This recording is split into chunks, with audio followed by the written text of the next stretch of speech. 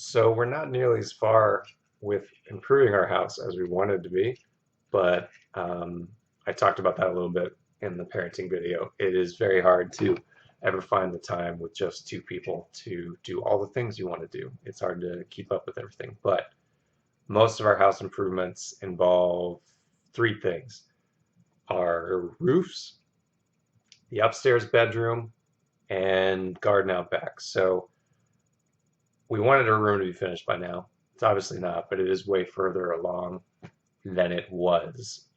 At a certain point, we realized that more of the room was going to need to be torn out, and so it has. At this point, um, we need to do a few things: electrical stuff, which we've done a lot of that already; insulation, which we have and have started putting in; and drywalling, which again we have the drywall. We just need time and the people and the effort and all that stuff.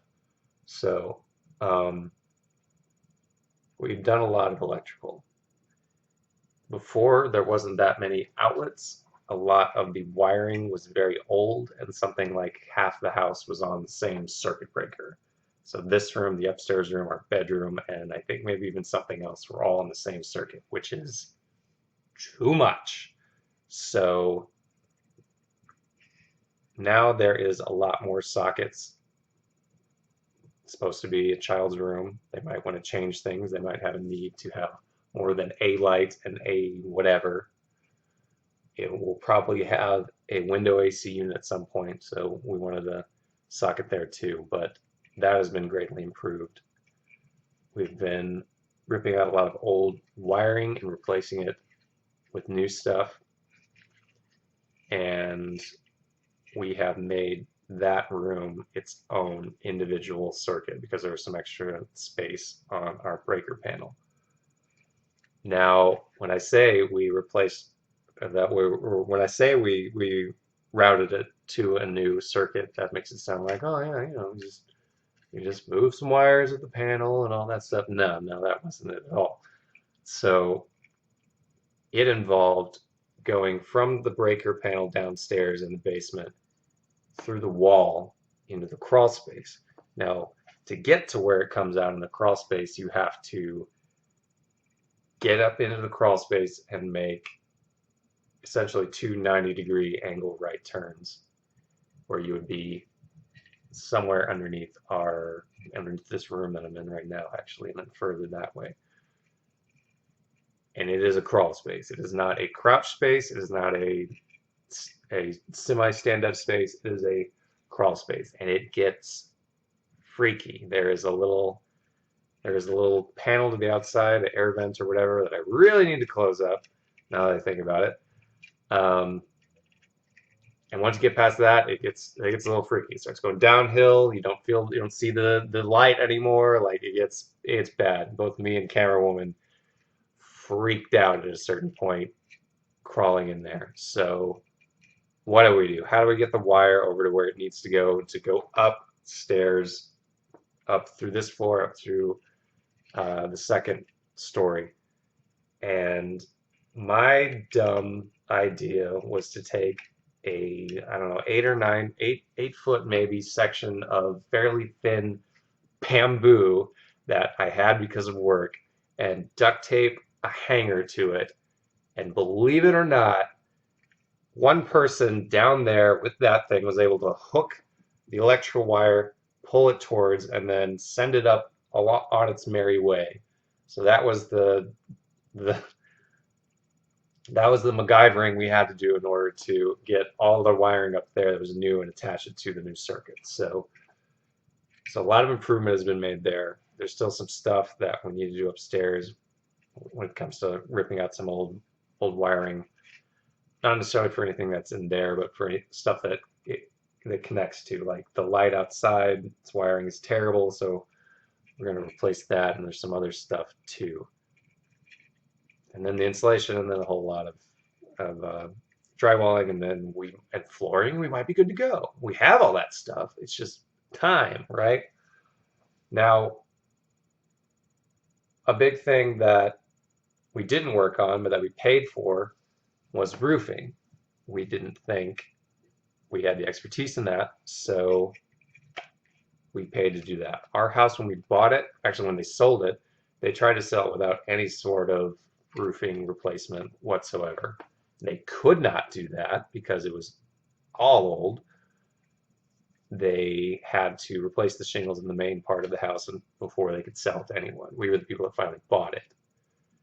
Fairly quickly, we realized that there were other roofs that were in bad shape. So there's the front porch, which was definitely leaking water onto the porch. There was the roof above the kitchen, which had started leaking into a cabinet. And then there was the roof in the mudroom. Last year we paid to have the roof in the mudroom, which is a fairly flat roof, replaced because it was super definitely leaking and my patches were not cutting it.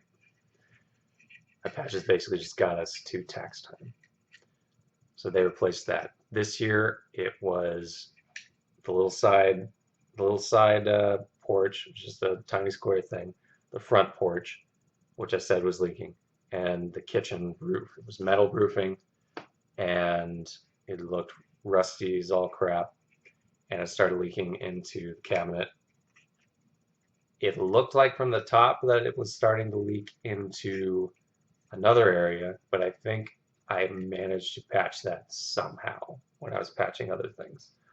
When they were taking all the metal roofing off, it became clear that yes, there wasn't any damage yet, but it definitely needed to be replaced. So that was most of our tax money this year. It sucks to spend so much on roofing replacement, but you kind of need that in order to not have your entire house rot out from underneath you. So probably a pretty good investment, right? Now, tax time and our tax refunds are essentially the biggest way for us to pay for large home improvement purchases. So I am the only paycheck in our household. I get taxed as a single person when I should be taxed as a family of 3.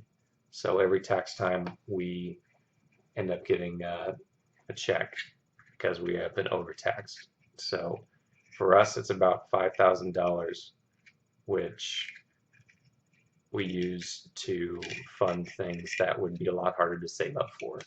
The roof replacement, eventual car replacement, home improvement stuff for other small things, vet money for the cats that we have and the dog that we have, all that kind of stuff. So I'm sure some of you guys probably have similar stories.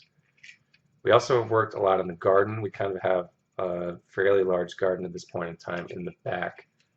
I think we bought plants 3 years now.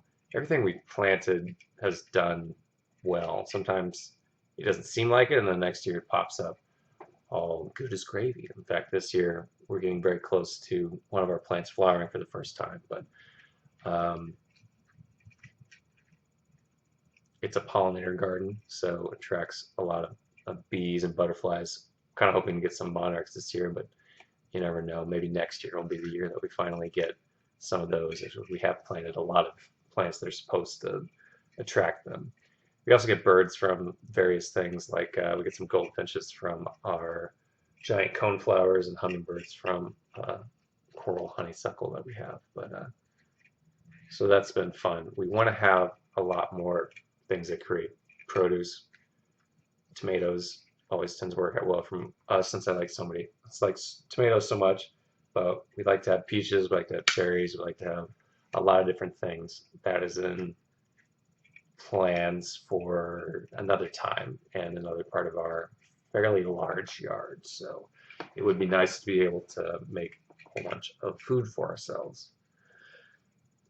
In the future, obviously, we want to finish her room, and from there, I'd like to, well, finish the upstairs, and then I'd like to work on our Lego room.